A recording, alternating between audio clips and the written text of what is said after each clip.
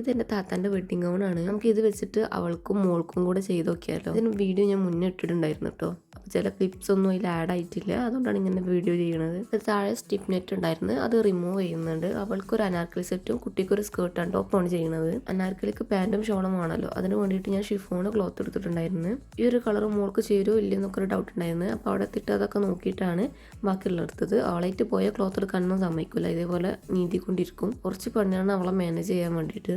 ഈ ഒരു ഗൗണാണെന്നുണ്ടെങ്കിൽ full mirror വർക്കാണ് വരുന്നുണ്ടായിരുന്നത്. അപ്പോൾ കട്ട് ചെയ്യാനൊക്കെ കുറച്ച് പാടുണ്ടായിരുന്നു. കുറേ ദിവസമായി അവൾ ഇതെന്തെങ്കിലും ചെയ്തു തരാൻ വേണ്ടി പറയുന്നത്, മോൾക്കും കൂടെ ആയിട്ട് എന്തെങ്കിലും ചെയ്യാൻ വേണ്ടി പറയുന്നത്. എനിക്കൊന്നാമത് ഫ്രീ അല്ലാത്തതുകൊണ്ടും പിന്നെ ഈ വെഡ്ഡിങ് ഗൗൺ ആയതുകൊണ്ട് തന്നെ എനിക്കൊരു പേടി, ഇനിയിപ്പോൾ ഞാൻ ചെയ്ത് അഥവാ തെറ്റിപ്പോയാലോ, കോളായിപ്പോയാൽ നമുക്കൊന്നും ചെയ്യാൻ വേണ്ടി പറ്റില്ലല്ലോ.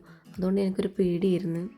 മോളുടെ കട്ടിങ് ആൻഡ് സ്റ്റിച്ചിങ് വീഡിയോ ഞാൻ മുന്നേ ഇട്ടിട്ടുണ്ട് കേട്ടോ. സ്കേർട്ട് ആൻഡ് ടോപ്പിൻ്റെ ഇവിടെ ക്ലിക്ക് ചെയ്താൽ മതി, നിങ്ങൾക്ക് അതിൻ്റെ കട്ടിങ് ആൻഡ് സ്റ്റിച്ചിങ് വീഡിയോ ഒക്കെ പോകും. ഷിഫോൺ ആയതുകൊണ്ട് തന്നെ കുറച്ച് പണി ഉണ്ടായിരുന്നത് കട്ട് ചെയ്യാൻ വേണ്ടിയിട്ട്. അതുകൊണ്ട് ഞാൻ ഇങ്ങനെ പിന്നെ ഒത്തിച്ചിട്ടാണ് കട്ട് ചെയ്തിട്ടുണ്ടായിരുന്നത്. പാൻറ്റിനാണ് ഇപ്പോൾ കട്ട് ചെയ്യുന്നത്.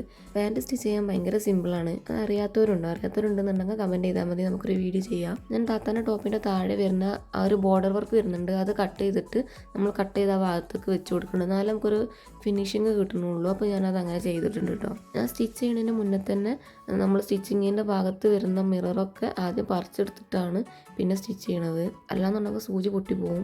ഇത് കണ്ടില്ല, ഇതേപോലെ ബോർഡർ വർക്ക് ഞാൻ കയറ്റി വെച്ചിട്ടുണ്ടായിരുന്നു, ബോർഡർ വർക്ക് മാത്രം കട്ട് ചെയ്തിട്ട്. പിന്നെ ഇതാണ് നമ്മൾ ലേസിന് എടുത്തിട്ടുണ്ടായിരുന്നത്. ഷോളിൽ നമ്മൾ 4 ഭാഗം ലേസ് വെക്കുന്നുണ്ട്.